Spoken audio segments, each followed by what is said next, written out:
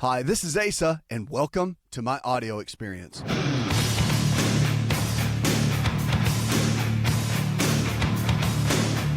It's a new prescription for a new you, America. Let's kick it off with Vanessa. Hi, Vanessa. Hello. How are you, darling? Two questions. Number one. All right. I'll give you three scenarios. In '09, I was informed I had type 2 diabetes and high blood pressure. Okay. So I was on the glipizide and metformin and metoprolol. Don't like the glipizide, causes blurred vision. The metformin seems to do okay. Well, the doctor didn't really pay me no attention, so I'm between doctors right now. The question is, over the past week and a half, I've been having pain on the left side of my foot, right at the fatty part, the ball under the toe, and on the heel, like tingling sensation. Okay. And I wonder if there's something I can use or take for that. I do take biotin, garlic, probiotics. Recently started that about, I'd say, 3 weeks ago. Eating habits haven't been the greatest, but I'm serious now about changing that. Okay, good. Include more fruits and veggies. 3 years ago, I was 30 pounds heavier than I am now. I still plus size, but still need to lose more weight.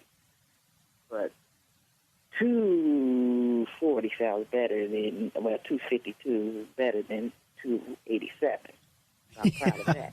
That's right.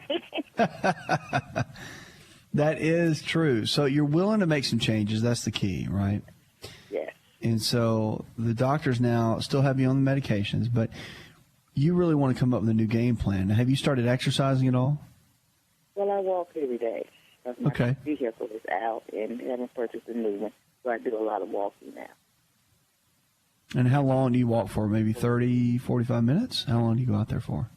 That was a blessing within itself in disguise.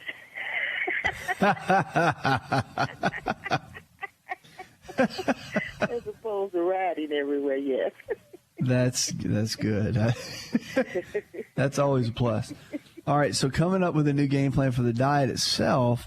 So, each one of your meals, 3 meals a day, couple snacks in between, are going to be important. Portion sizes are big too, so you want to keep those relatively small, but you want to make sure you're getting in those good lean quality proteins and you're eating good fruits and vegetables, and then your healthy fats. And you always want to remember that fats really are not going to make you fat if they're the good kind. And they're actually great for supporting your hormones. They're great for supporting getting the right kind of calories. They've got protein in them as well. So brain chemistry, there's a host of things of what the right kind of fats can do for your body. So all that's important. And with diabetes, you always want to make sure when you're eating your meals, one, that you're eating steady, that you don't have a lot of gaps in between the meals, but then also that you have a protein, which is like chicken, fish, beef, or eggs, something like that, along with a fat. When you eat those together, then whatever carbohydrate you have, it will help regulate the blood sugar. So the fat and the protein helps regulate. Now, they both do. You can do one or the other, but it's good to always get all three nutrients in one meal. Now, if you do a snack, like, for example, let's say it's 10 a.m. and you're trying to eat something between that and lunch, you could do a handful of almonds or walnuts or something like that, and maybe an orange, because you're eating the whole food itself, and the little bit of carbohydrate you're going to get in the orange, the fat in the almonds or walnuts are going to balance that out. So that makes it a really good snack, and they work hand in hand together. So just in that respect, when you're looking at diabetes, that is a real big key. Now, with blood pressure and all, and swelling in the feet, you got to be really careful. And I'd make sure you're working with your doctor on a regular basis so they can keep track of that. I do think, though, that the weight is playing an issue. Not having seen any of the tests and all, your doctor's going to have to make that kind of call. But no doubt about it, your lifestyle is a huge, huge indicator of why you're dealing with all this. So coming up with a new game plan, I'm so proud of you. I'm just excited that you're ready to change, because I can't do that. That's the thing. I can't force you, can't make you. No one else can. You have to make those decisions for yourself. Right? And so we're going to have a brand new Vanessa before we know it. Correct, but it's not That's right. swelling. It starts now, with you making a decision you want to get well. And with you doing that, you just got to put one foot in front of the other and don't look back. You remember what happens when people look back? There's an old story about how someone turned to a pillar of salt. You don't want to look back, girl. You want to keep looking forward and make it happen. And we'll do whatever we can here to support you along the way. 888-283-7272. That's 888-283-7272. Lines are open. You can also go online and shoot me an email. I'll be glad to make it part of the show. And our preferred wellness providers are available, a great network of providers around the country that believe in nutrition and lifestyle-based care. Unbelievable on how they can take care of you, taking you from where you are to where you need to be. Jane, you're with us next. How can I help? Hi. Hi. I have ulcerative colitis. Okay. And it's fairly well controlled. Okay. But it's about 6 or 7 years ago, I started having problems with my eye. And I have more trouble now with my eye than I do with the colon, and I'm wondering if there's something related? Some supplement, something. I know it's related, but I'm wondering if there's something I can do, something that something different other than what you would take just for general inflammation. Is there anything that will help with the inflammation that's eye healthy? Does that make sense? It does. Eye healthy. Yep, it does. And so what are the main symptoms of your eye? It's bothering you, but what's going on? I have chronic iritis and chronic retinitis. So I'll just wake up one morning and I can't see, and I go to the doctor and the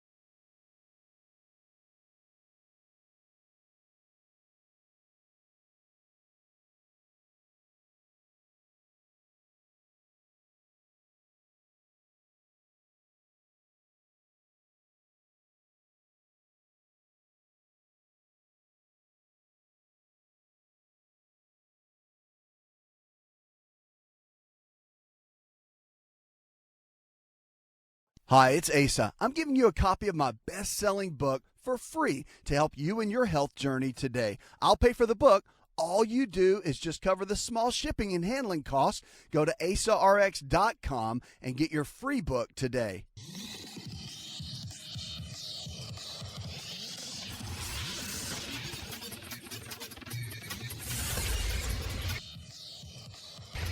To find out more, connect with On Call Radio online at InShapeNetwork.com.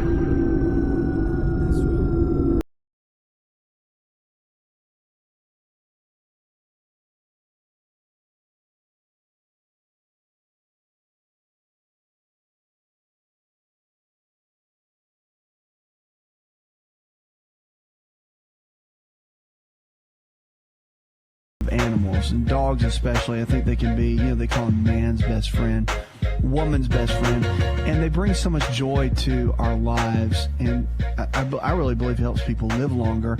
Having a companion of some sorts, even at that level, becomes like family. And so having your dogs around, can they be good for your health or not? Well, I think they're ultimately great for your health. But then there's the aspect of whether they're hypoallergenic or are you allergic to them. Do they create more allergies for your kids, for you?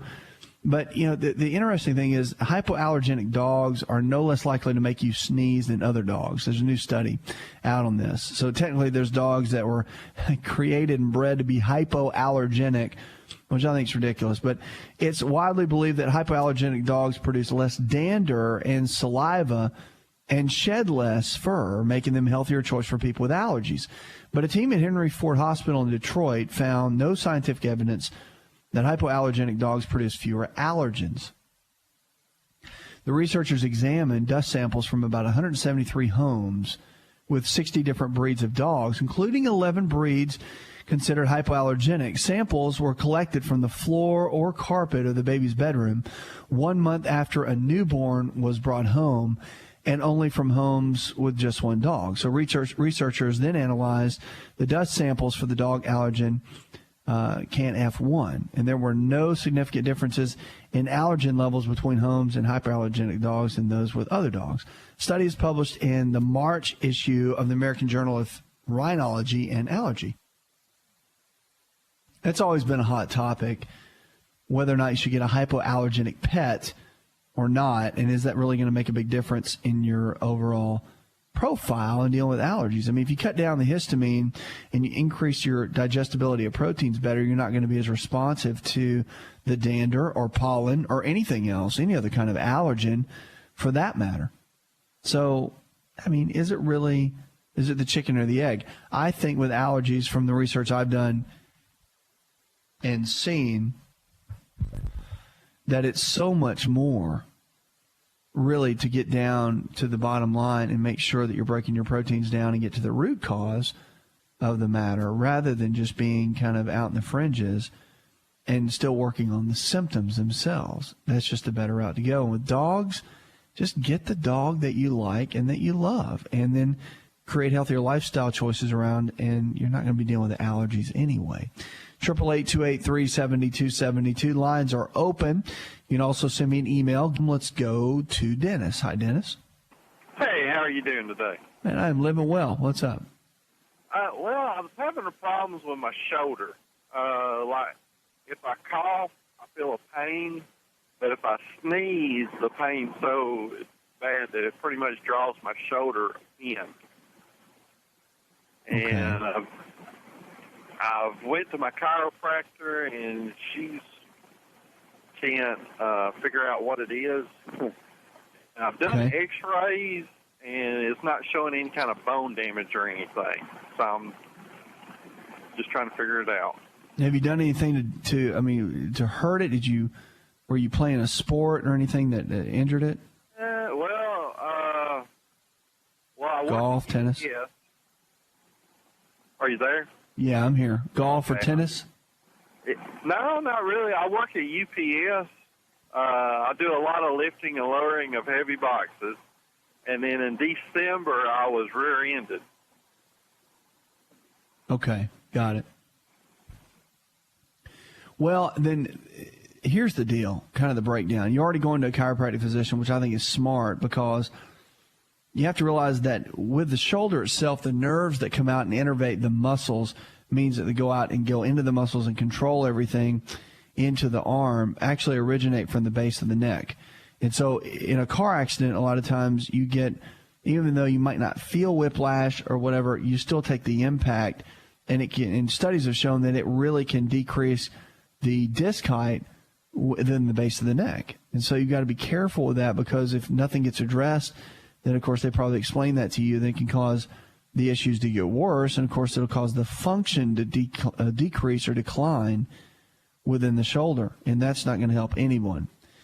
So you might want to, hopefully they'll still be working on that. That's a big, big key with the overall process. I would also have maybe a physical therapist look at it, because they can look at it from a biomechanical perspective and look at some of the muscles. Your chiropractic physician can look at that too. Just depends on how they're trained, whether they're trained more in extremities or not. But you'll want to have them look actually at the different aspects of the shoulder and see how the range of motion is and that sort of thing. So I would look into that and make sure you have a couple of folks around you that creates a great team for that. The other issue too is, from a nutritional perspective, vitamin D which is a big player, and also boron and manganese can all play a big role in supporting a healthy shoulder. And if you get deficient at all through stress or poor diet or whatever it might be, then it can cause things not to work as well and can cause issues in that regard. So keep those things kind of in your pocket to look through along the way. 888-283-7272 lines are open. 80% of the health challenges we face today are diet and lifestyle related. That means that somehow, some way, we've lifestyled our way into getting sick. But, that's the good news. The good news is if you can lifestyle your way into getting sick, then many times you can lifestyle your way out and get well, stay well, and live well. So the hope is that even though we might have messed some things up ourselves, we can undo that and make better choices, educated choices with where we are. We don't have to be stuck. We can actually improve our lives simply by making new lifestyle choices. And no one else can do it but you. That's the cool thing. You can actually step up and undo a lot of the stuff that's going on in your life. So you've been diagnosed with something, don't freak out, because help can be right around the corner. You just have to know what that is, what kind of choices to make, and then see a new you begin to pop up. But nothing's going to change unless you change. That's the key, and we help you do that right here on the show. We'll be right back.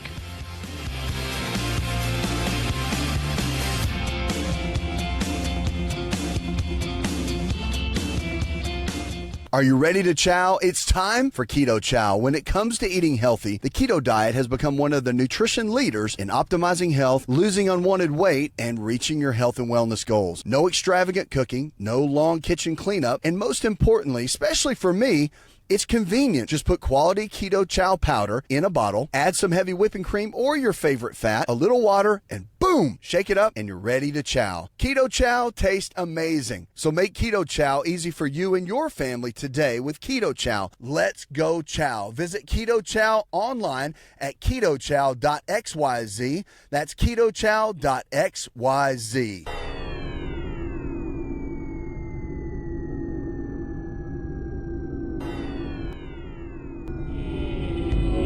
To find out more, visit the show online, InShapeNetwork.com.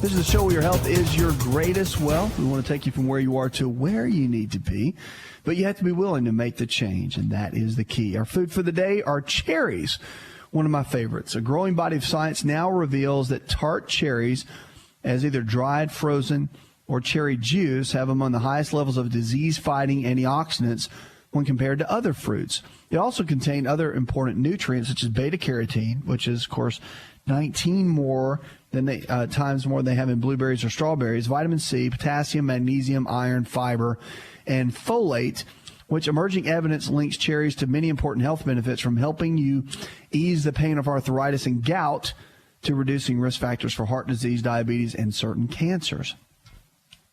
Cherries also contain melatonin, which has been found to help regulate the body's natural sleep patterns, helps form serotonin, which, of course, helps with depression, and then, of course, can prevent memory loss and delay the aging process. I don't know about you, but all this sounds pretty darn good.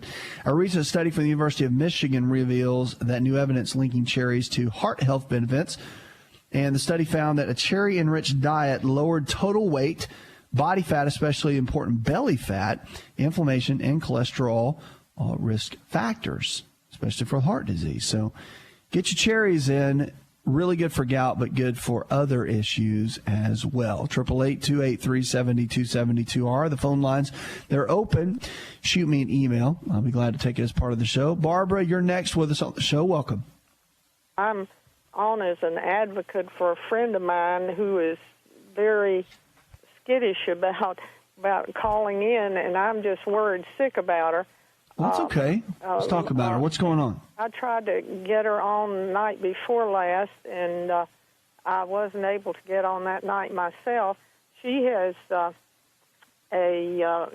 heart condition. She has terrible attacks of gout, and And the last attack she had, she went to the hospital, and they wanted to take her toe off, and she slithered through that and didn't have it done, and she was on prednisone, and she said as long as she was on prednisone, the gout didn't bother her. But now she's evidently off the prednisone. She has a heart condition, and she only has one kidney. The other kidney is just not functioning at all. And she told me night before last that she had her toe was oozing and had a terrible odor from it, and I tried to tell her that that this could be gangrene setting in, and she takes OxyContin, I believe it is, and as I say, she has a heart condition. She also has ulcers, and so when you came on the other night, you were mentioning that a vinegar was good for bacterial like underarm deodorants and things like that, and I suggested that she get some of that and soak her foot in it to see if maybe that would take the infection out of it. I couldn't get her to go on last night, and I just wondered if you can offer suggestions. Are you more concerned about now, has she been to her doctor through this process, or just you and her talking? No, she's been to she's going to the doctor just about all the time for something, and but what I'm trying to do is to save her foot from being amputated. I feel like she's close to having that happen. Have the doctors told her that? Well, I know they said they wanted to cut her toe off, but they didn't do that. Well, I'm just afraid that she's just letting it slide, and maybe she's got a gangrene working on it now. That's what it sounded like to me. She said she had her toes spread apart with cotton, and she needed to go to a podiatrist, I guess, because every time she walked, her toenails were cutting into her toes, and she can hardly walk with the foot the way it is. I would probably just my thoughts on this is to stay with her doctor, and obviously if it is infected, then getting that under control. But if it's gout and that's what we're dealing with, then she's got to look at, number one, looking at her diet, making some radical changes there, but also making sure that her body's breaking down the excess proteins, because if it's not, then it's building up these uric acid crystals in the joint, and that's what causes the gouty arthritis to be so painful and to not really go away. And so there are some things that can help, but I'm with you. If it's infected, which it sounds like it is, they've got to get that under control. She needs to be on, obviously, if it's infected, antibiotics and the whole 9 yards. So I'm surprised if it is infected, they don't have her on some form of treatment like that. Do they not? Well, apparently not. I guess when she left out of there without having her toe amputated, I don't know. She also has some constraints of low income.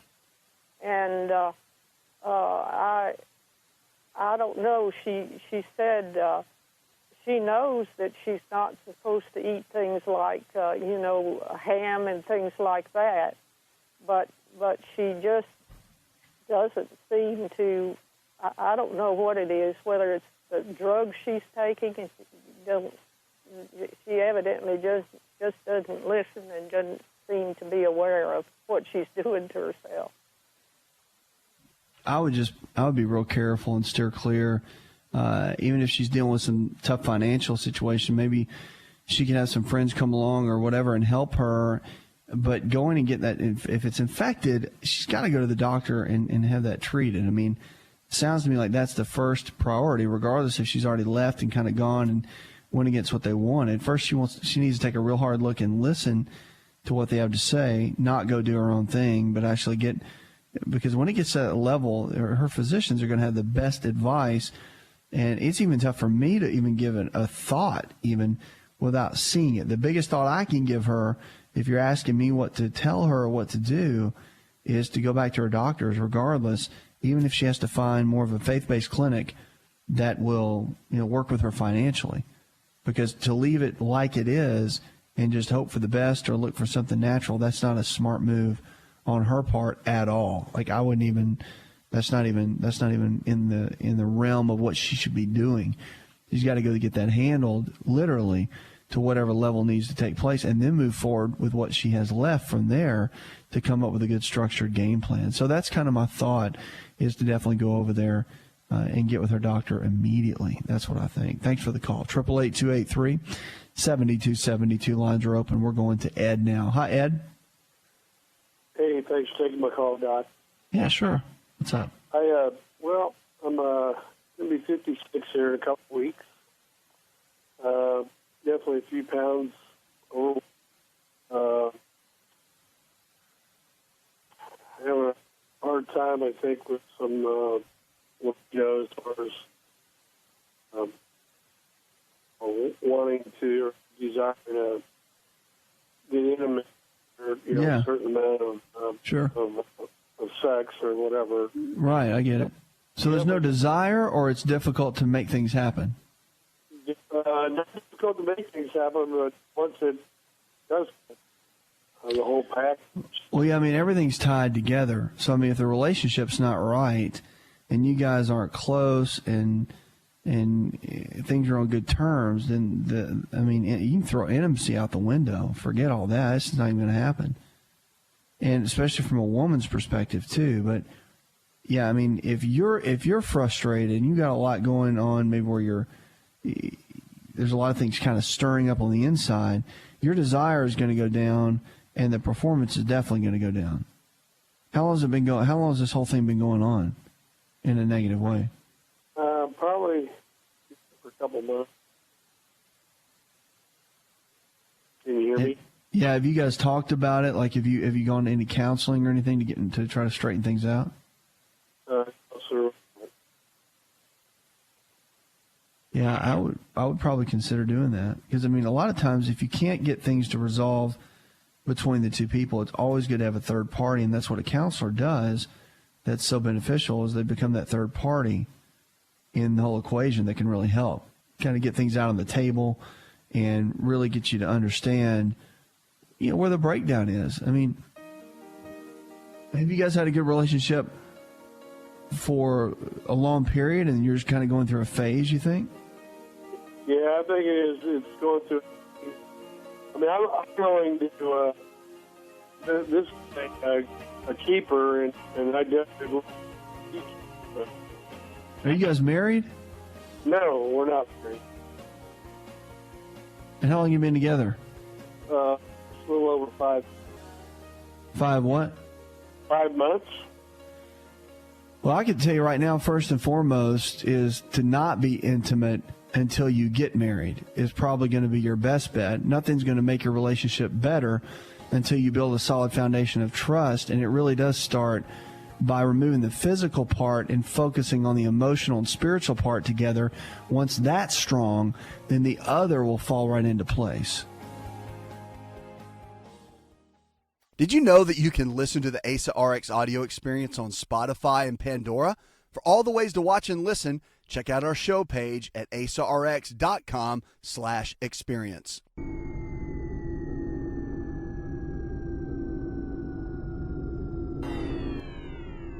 Connect with On Call Radio and watch On Call TV at InShapeNetwork.com.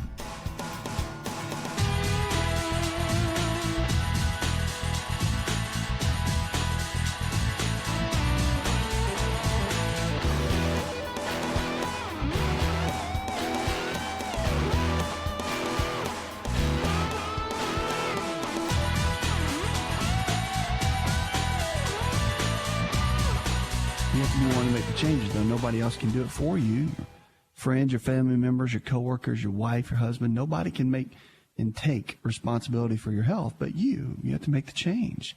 So the question is, are you willing? Let's go to Becky now. Hi, Becky. Welcome to the show. Yes, sir. I have my tongue. Everything sets it on fire.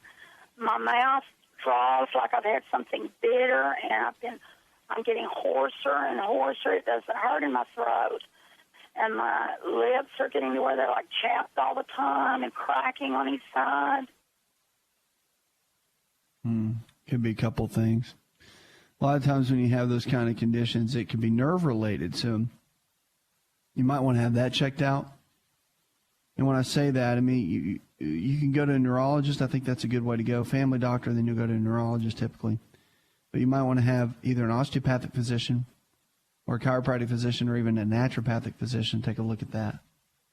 And they've got some great alternative means to be able to figure out exactly what's going on and come up with a good game plan. So it could be a vitamin B1 or B2 deficiency too. A lot of that can create burning and cause some cracking and whatnot within the mouth. So increasing your vegetable intake can be helpful. If that doesn't work, then you can look into the supplementation from vitamin B1, thiamine pyrophosphate, or riboflavin 5-phosphate, which is a derivative of vitamin B2. Hope that helps. Scripture for the day comes from Proverbs chapter 31, verse 30. Charm is deceptive and beauty is fleeting, but a woman who fears the Lord is to be praised. And that is for sure. Dental visits now to ERs are on the rise.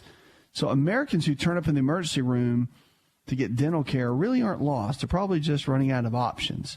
So according to a new report from the Pew Center of the States, more than 800,000 visits to the ER in 2009 were for toothaches and other avoidable dental ailments. People showing up in emergency rooms for dental is really your sign that your system is breaking down. Shelley Gershon said, who's the director of the Pew Center's Children's Dental Campaign, it's just not serving enough people. She said in the symptom in crisis, in hard times, states often cut Medicaid's dental benefits, pushing low-income patients from the dentist office into the emergency room. But the shift from Medicaid reimbursements to hospitals is still costly to states. So the dental groups have long since said that ERs only provide temporary relief for dental emergencies and lead to recurring hospital visits, which can burden the taxpayers for spending it in the worst possible way, she said. For example, the report shows that in 2002, Maryland had a 12% increase in the rate of ER visits and also Medicaid reimbursements for private practice dentists treating adult emergencies. Florida reported more than 115,000 dental-related ER visits in 2010, and in Oregon, a 31% hike of the ER cases among Medicaid enrollees over a 3-year period. Access to dental care is also creating a surge in ER visits. Safety net facilities like community health centers are losing federal funding and are unable to provide comprehensive dental care. The report suggests several steps to alleviate this problem. States committed to serving more low-income people should ensure their Medicaid reimbursement rates are high enough to cover the cost of care. So that's catch-22. Do you use the hospitals or do you not? When you've got, my gosh, if you get tooth pain, you're going to go. Regardless of what we've been going back and forth here in this article about the increase and this and that and the other, the bottom line is we're going to use whatever facility we have to get out of pain. That's just our human nature. But I do think we need to do something for reimbursements for the dentist because, you start cutting Medicaid, you start cutting down the reimbursement, you're going to get a poor quality of care. Think about it. I don't mind. No dentist would mind giving some benevolence, for certain. But you start cutting the overall reimbursement, you're going to start getting some. The last thing I want working on me is a disgruntled dentist.